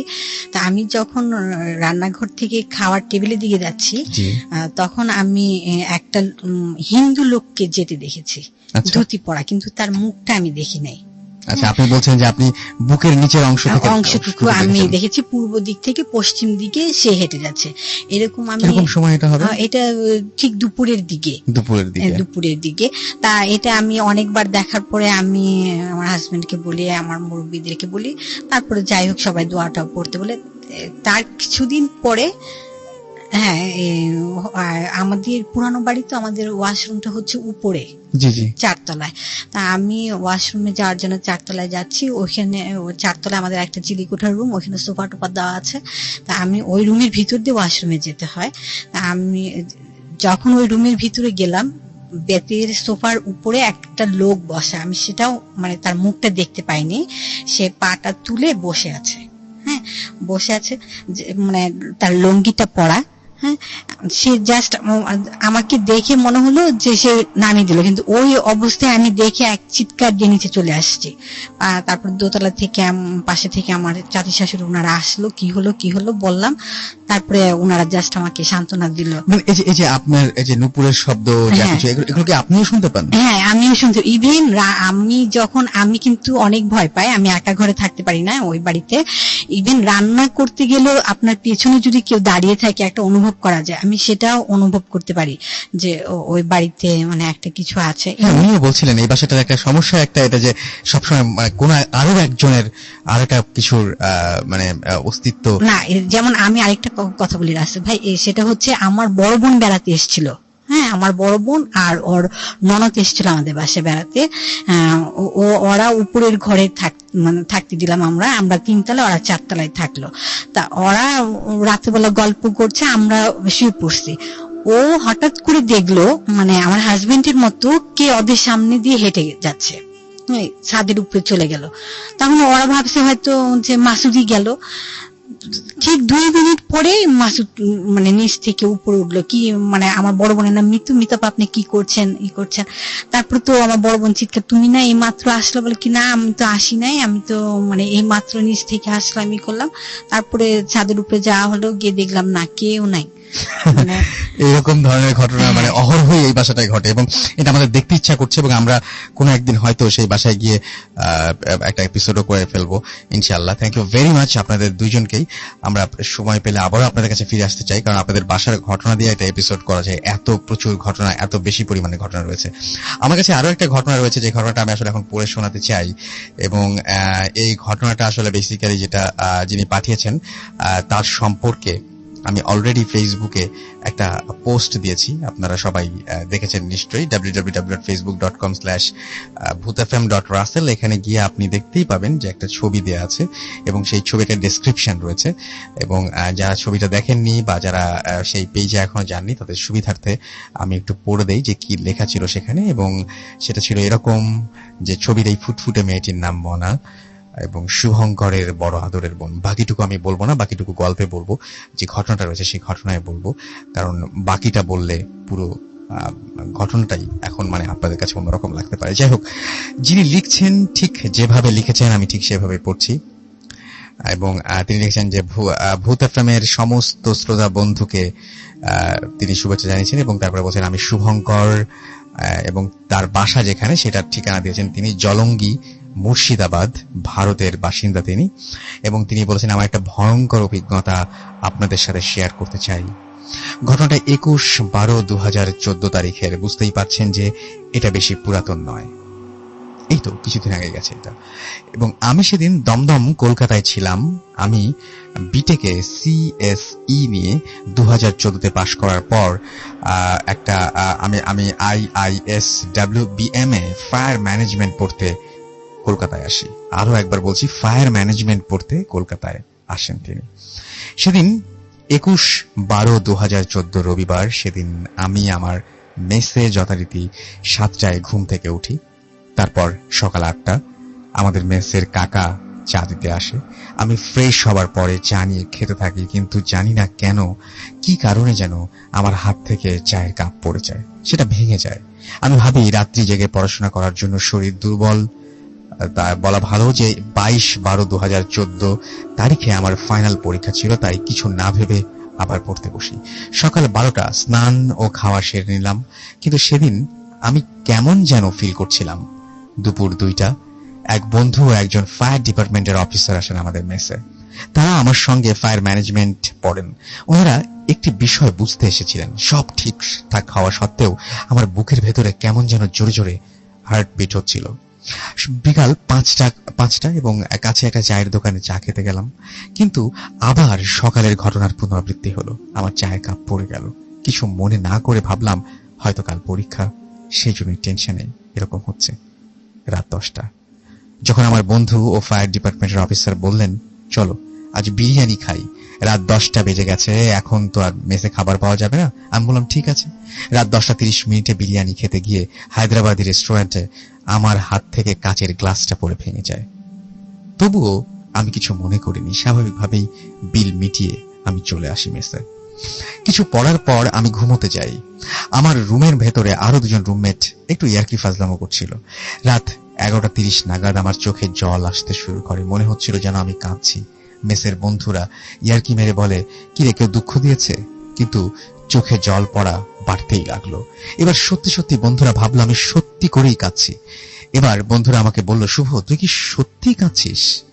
আমি বললাম না। এর একটু পরে চোখে জল পড়া বন্ধ হলো। বন্ধুরা বলল কাল পরীক্ষার পর কলকাতা মেডিকেল কলেজে চোখটা দেখিয়ে নিস। আমি বললাম ওকে, দেখিয়ে নেব। একটু পর রাত 12:30 দিকে হঠাৎ আমার গায়ে মনে হচ্ছিল কেউ আগুন দিয়ে দিচ্ছে। এরপর আমি বিছানা থেকে উঠে পড়ি। মেসের ছেলেরা বলে কি রে উঠলি কেন? আমি বললাম কি জানি, আমার গায়ে যেন আগুন জ্বলছে। মেসের পাশের রুমের ছেলেরাও আসলো আমার কাছে। আমি বললাম আমি আর থাকতে পারছি না।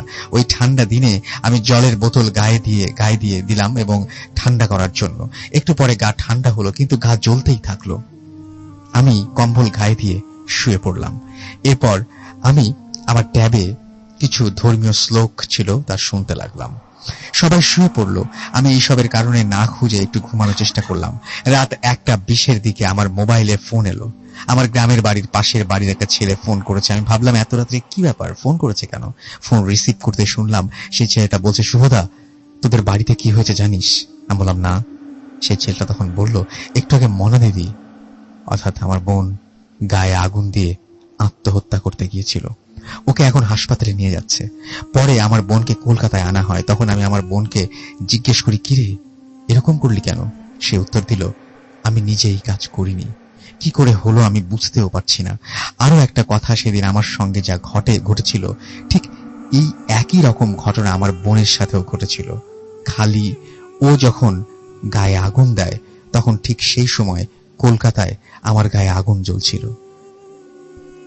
অর্থাৎ যে সময় বোনের গায়ে আগুন জ্বলছিল সে সময় আগুনের তাপ বা ওই যে জ্বালাটা সেটা এই যিনি ঘটনা পাঠিয়েছেন তার গায়ে হচ্ছিল। আরো একটা কথা, আমার বোন যতদিন বেঁচে ছিল ঠিক ততদিন আমার গায়ে জ্বলন কমেনি। আমার বোন মনা 29/12/2014 তারিখে আমাদের ছেড়ে চলে যায়। পরে বোনের ঘর থেকে পাড়ার ছেলেরা 2টি ছবি উদ্ধার করে, একটি জবা ফুল আর কিছু সিঁদুরও পায়। তারা এইগুলো আমাকে দেখিয়ে পদ্মা নদীতে ফেলে দিয়েছিল। এরপর অনেক মানুষ আমাদের বাড়িতে আসেন সমবেদনা জানাতে। এরকম এক মৌলবী আমাদের বাড়িতে আসেন। উনি বলেন যে আমার বোনকে নাকি ব্ল্যাক ম্যাজিক করে মারা হয়েছে। আমি আগে কখনো অলৌকিক জিনিস বিশ্বাস করতাম না, এখন বোনের মৃত্যুর পর তা করি।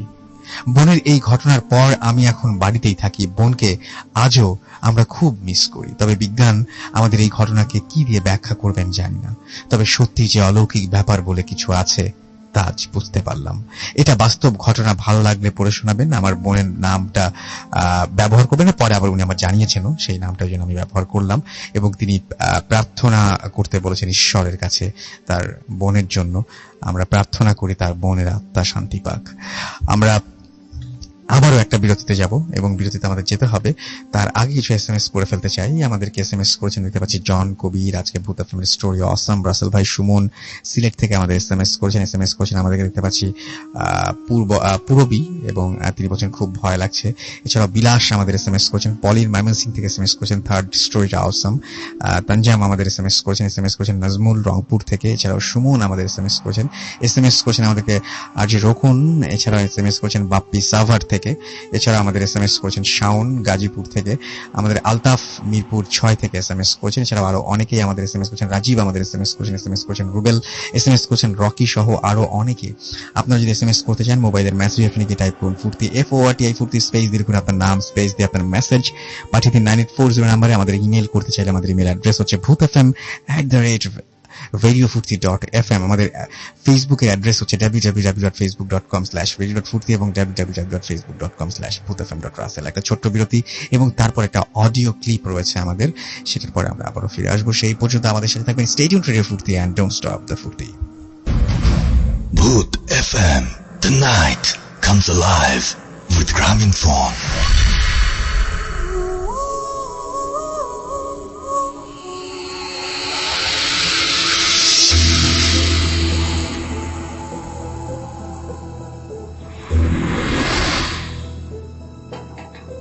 হ্যালো, আসসালামু আলাইকুম রাসেল ভাই, আশা করি ভালো আছেন।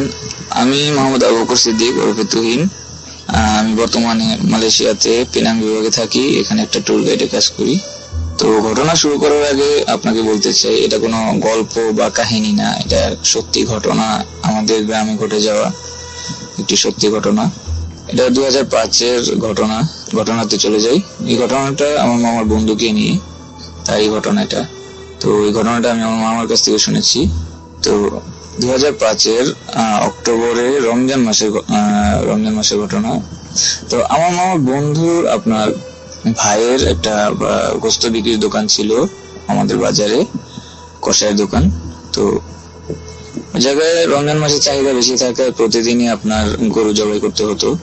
আর তাদের রুটিনটা ছিল, আমার মামার বন্ধুর যে রুটিনটা ছিল, সে প্রতিদিন 3টা থেকে 4টার ভিতর তার প্রয়োজনীয় চাপাটি, ছুরি সবকিছু নিয়ে তার ভাইয়ের কাছে চলে যেত দোকানে।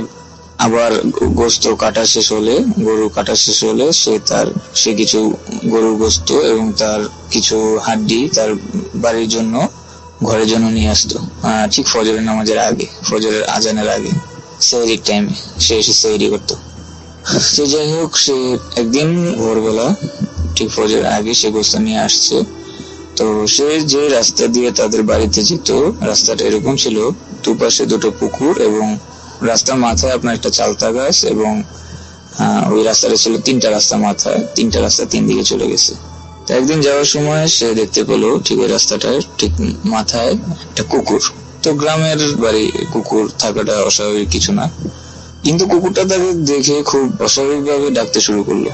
তো সে একসময় বিরক্ত হয়ে তার ব্যাগের ভিতরে থাকা গরুর গোস্তের হাড্ডি দ্বারা কুকুরটাকে ঢিল মারে। তো কুকুরটা অনেকটা কোকাতে চলে যায়। তো সে ওই দিন তার বাড়িতে ফিরে যায়।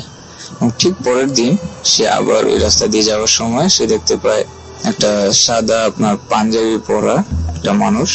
কিন্তু আমি যদি হাঁটি তাহলে তো আমাদের শরীরটা তো অনেকটা কাঁপে, কিন্তু উনি হাঁটে ঠিকই, কিন্তু তার শরীরটা কাঁপে না।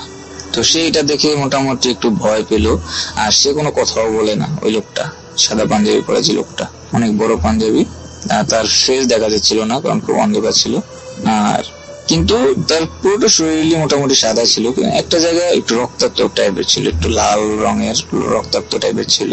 তো সে এটা দেখে মোটামুটি খুব ভয় পেল এবং সেও কিছু বললো না, এবং ওই লোকটা যে লোকটাকে সে দেখছে সেও কিছু বললো না। কিছুক্ষণ পর সে হাওয়ায় মিলিয়ে গেল।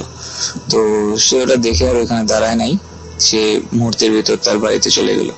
বাড়িতে চলে যাওয়ার পর এরকম ভাবে কয়েকদিন তার এরকম বিভিন্ন জিনিস দেখতে থাকলো, এবং একদিন এরকম হলো যে সে হাঁটছে এবং সে অনুভব করছে তার সাথে কেউ হাঁটছে। তো সে তার হাঁটা বন্ধ করে দিয়ে সে চুপ করে শুনতে লাগলো যে হাঁটার আওয়াজ, পায়ের আওয়াজ। আপনি জানেন গ্রাম দেশে আমরা যদি কেউ স্যান্ডেল পায়ে দিয়ে মাটির রাস্তা দিয়ে হাঁটি, একটা আওয়াজ হয় ধাপ ধাপ। তো ঠিক ওরকমই একটা আওয়াজ, সে হাঁটছে না কিন্তু সে কাউকে দেখছেও না, কিন্তু হচ্ছে। তো সে ওটা এরকম কয়েকদিন অনুভব করলো, এবং একদিন সে বিরক্ত হয়ে আমার মামাকে জানালো, তার ক্লোজ ফ্রেন্ড। আমার মামাকে জানালো, আমার মামা তাকে বললো যে দেখ ওই রাস্তাটা, মানে ওই পয়েন্টটা আমাদের গ্রামের অনেক আগে থেকে একটু ভুতুড়ে টাইপের ছিল, তো ওইখানে সচরাচর বেশিরভাগ মানুষ যাওয়া আসা করে না। কিন্তু আমার মামার বন্ধু ওই রাস্তাটা ব্যবহার করে, কারণ হচ্ছে সে রাস্তা দিয়ে তাদের বাড়িতে সহজেই যাওয়া যায় আর কি, খুব দূরে না। তো যাই হোক, আমার মামা সেই রাস্তাটা চেঞ্জ করতে বললো এবং তাকে বললো তোকে এক হুজুরের কাছে নিয়ে যাব, সে তোকে তাবিজ আর কিছু পরা পানি দেবে, তুই ওটার সাথে রাখিস, তো তো কোনো সমস্যা হবে না। আর এই রাস্তা দিয়ে আর যাওয়ার দরকার নেই, তুই অন্য রাস্তা ব্যবহার করিস তোর বাড়িতে যাওয়ার জন্য। তো যাই হোক, এভাবে সে অন্য রাস্তা ব্যবহার করলো এবং ওই হুজুরের কাছ থেকে সে পানি পড়া এবং তাবিজ নিয়ে আসলো, এবং তাবিজটা তার হাতে বাঁধলো, বেঁধে চলতে লাগলো কয়েকদিন। তো ওই কয়েকদিন তার কোনো সমস্যা হলো না। তো একদিন ওই সময় ঠিক 22 রমজানের সময় সে রাস্তা দিয়ে হাঁটছে। তো ওই রাতটা ছিল মোটামুটি অন্ধকার, খুবই অন্ধকার, পাশাপাশি যদি কেউ দাঁড়ায় তাহলে মানে দেখাটা। আর সে ওই সময় মানে গ্রামের ছেলে, সে লাইটও বেশি একটা ব্যবহার করতো না, অন্ধকার দিয়ে হাঁটতো, তার কোনো সমস্যা হতো না। যাই হোক, তো ওই রাস্তা দিয়ে পরে যে চেঞ্জ করার পর যে রাস্তায় সে ব্যবহার করতো, ওই রাস্তাটা ব্যবহার করতে করতে সে হঠাৎ অনুভব করলো সে যে রাস্তাটা এখন বর্তমানে ব্যবহার করে ওই রাস্তা দিয়ে সে যাচ্ছে না, সে আগে যে রাস্তাটা ব্যবহার করতো সে ওই রাস্তাটার ভিতর। কিন্তু এটা তো কি কোনোভাবেই সম্ভব হতে পারে না, তার মাথায় এটা কি যে আমি ওই রাস্তা দিয়ে গেলাম, তো এই রাস্তায় কিভাবে আসলাম। তো যাই হোক, সে এটা উত্তর পায় নাই। তো সে বাড়ির দিকে রওনা হলো, এবং ঠিক ওই মুহূর্তে তো সে গাছের শিকড়ের সাথে বেঁধে সে পড়ে যায়। তো পড়ে যাওয়ার পর ঠিক ওই মুহূর্তে অন্য একটা কিছু হতে পারে, মানুষ হতে পারে, এটা আমরা কেউই জানি না, কিন্তু তার মাজার উপর পড়ে, খুব জোরে পড়ে, এবং সে খুব ব্যথা পায়। সে এরকমই ব্যথা পায় যে তার বাড়ি অবধি সে আর যেতে পারে না। সে অনেক কষ্ট করে হামাগুড়ি দিতে বাড়ির পাশাপাশি যায় এবং ডাকাডাকি শুরু করে যে মা বাঁচাও, মা বাঁচাও। তো যাই হোক, সবাই এসে তাকে ধরাধরি করে আপনার উঠায় এবং বলে কি হয়েছে। তো সে আসলে এই ঘটনা বলার মতো অবস্থায় ছিল না, তার খুবই মানে আপনার শারীরিক অবস্থা খারাপ হয়ে যায়। তাকে নিয়ে সবাই হসপিটাল নিয়ে যায়, কিছুদিন সে হসপিটালে থাকে এবং তারপর বাড়িতে নিয়ে আসে। তো হসপিটালের টেস্টে যেটা ধরা পড়ে, তার যে জায়গায় আঘাত পাইছে ঠিক সেই জায়গায় বেশিরভাগ হাড্ডিগুলো আপনার ভাঙিয়া গেছে, বুড়ো বুড়ো হয়ে গেছে, এরকমই ডাক্তার বলে আর কি। তো অনেক কবিরাজও দেখায়, কিন্তু কোনো রকমই কোনো লাভ হয় না, তার শরীর শুধু অবনতি দেখা যায় আর কি। কিন্তু একটা মুহূর্তে তার শরীর ফেটে কালো রক্ত বের হওয়া শুরু করে। তো তার শরীরের কন্ডিশন খুবই খারাপ হতে থাকে। তো কিছুদিন সে স্ট্রাগল করে পরে সে 28 রমজানের সময় সে মারা যায়। এবং মারা যাওয়ার আগে এই ঘটনাটা আপনার তার বন্ধু, ক্লোজ ফ্রেন্ড মানে আমার মামা এবং তার কিছু আত্মীয় স্বজনকে সে বলে যায়। আর আসলে এই ঘটনার ব্যাখ্যা কেউই দিতে পারেনি, কোনো কবিরাজও দিতে পারেনি। যে কবিরাজ দ্বারা সে দেখাইছিল, সে কবিরাজ বলছিল এটা জিনের কাজ। তো আসলে আমরাও জানি না আসলে এটা কিসের কাজ আর কি জন্যই এরকম হলো। মানুষ জিনকে বিশ্বাস করুক আর না করুক, কিন্তু জিন আমাদের আশেপাশে আছে, সব জায়গায় আছে। তো অবহেলা বা এর সাথে বেয়াদবি, রাস্তাঘাটে চলার সময় বা কোনো কিছুর সাথে আপনার বেয়াদবি করাটা আসলে খুবই খারাপ। এতে তার ক্ষতির থেকেও বড় ক্ষতি হয়ে যেতে পারে, অনেক সময় মানুষ চিন্তাই করতে পারে না। ওকে, আপনি ভালো থাকবেন। আজকের জন্য এই পর্যন্তই। আল্লাহ হাফেজ। Bhoot FM, The night comes alive with Gramophone.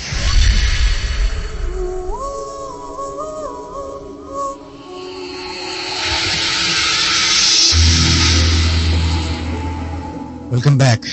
ঘড়িতে সময় রাত 1:33 শুনছেন সবসময় রেডিও ফুর্তি 88.0 FM, বাংলাদেশের সর্ববৃহৎ রেডিও নেটওয়ার্ক। আমার সাথে রয়েছে মাসুম, আমি রাসেল আছি আপনার সাথে, এবং আজকের অতিথিরা আছেন, আরো একজন নতুন অতিথি আমার সাথে জয়েন করেছেন। আমরা চলে যাব সরাসরি তার কাছে, এবং আপনার নামটা প্লিজ একটু বলবেন এবং আপনি কোথা থেকে এসেছেন যদি একটু বলতেন সবাইকে। হ্যালো লিসেনার, আমি মোহাম্মদ সজীব, আমি কুমিল্লা খুলনা থেকে এসেছি এন্ড আমি বর্তমানে ইস্টার্ন ইউনিভার্সিটি ইংলিশ অনার্স করতেছি। ওকে, আমরা চলে যাই আপনার ঘটনায়। ঘটনাটা কোথায় ঘটেছিল এবং কার সাথে ঘটেছিল? জি, ঘটনাটা হচ্ছে 2004-এর ঘটনা। আচ্ছা, ওই বছরই আমরা আমাদের গ্রামের বাড়ি মিরশিগিরি থেকে আমাদের হোমনা পপারে চলে আসি। আচ্ছা, আমি এখন ডিরেক্টলি আপনার ঘটনাতে চলে যাচ্ছি। জি জি প্লিজ। সময় হচ্ছে আপনার প্রায় সন্ধ্যা 10টা থেকে 10:30টার মতো। জি। তখন আমি এবং আমার ভাইয়া পড়াশোনা শেষ করে খাবারের জন্য বসলাম। হঠাৎ করে বাইরে থেকে বড় মামা এসে ডাকতেছে যে সজীব আসো বা রাজীব আসো বাসায়। তখন আমরা বললাম জি আছি, আমরা তো খাওয়া দাওয়া করতেছি, আসেন। তো মামা বললো না, আমি তো কুমিল্লা থেকে ট্রেনিং করে আসছি, অনেক রাত্র হয়ে গেছে, তোমরা দুই ভাই চলো আমার সাথে চলো, রাস্তাটা তো তেমন একটু ভালো